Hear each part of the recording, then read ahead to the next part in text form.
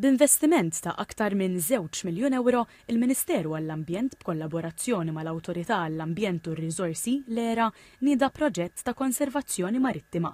Iffinanzjat taħt il-Fond Ewropew Marittimu tas-Sajt u l-Akwakultura, l-ENFAF, il-proġett għandu lan li proteġi il-wirt marittimu Malti. Mirejn Rizzo, uffiċjal tal-ERA, elenkat il-5 pilastri ewlenin li se tkun qed tiffoka fuqhom l-inizjattiva, fosthom ir-riabilitazzjoni tal-abitati tal-ispeċi marittimi u t-tisħiħ tal-ħiliet biex kemm l-awtoritajiet u l-pubbliku ikollhom l-arfin neċessarju.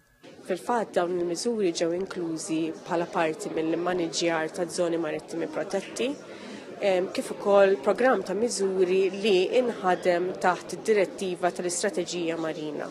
F'konferenza tal-aħbarijiet il-Ministru għall-Ambjent u l-Enerġija Mirjam Dalli qalet li investiment fil-baħar huwa investiment fin-nies. Spjegat li l-protezzjoni tal-ibħra Maltin tfisser il-protezzjoni tal-għajxien ta' dawk li jiddependu mis-sajd u mit-turiżmu. Baħar b'saħħtu u baħar fejn għandek ambjent li huwa tajjeb, ser ikun qiegħed jgħin biex il-pajjiż kollu kemm hu jigwadanja anke ekonomikament.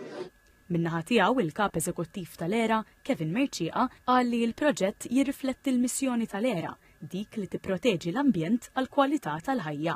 Bħala proġett irridu naraw li ntejbu l-kwalità tal-ilmijiet tagħna u ntejbu l-kwalità tal-habitats li għandna fil-baħar. Dan il-proġett huwa mistenni jsir b'investiment ta' 2 miljun euro, parti kbira mill-fondi ġejjin mill-Unjoni Ewropea.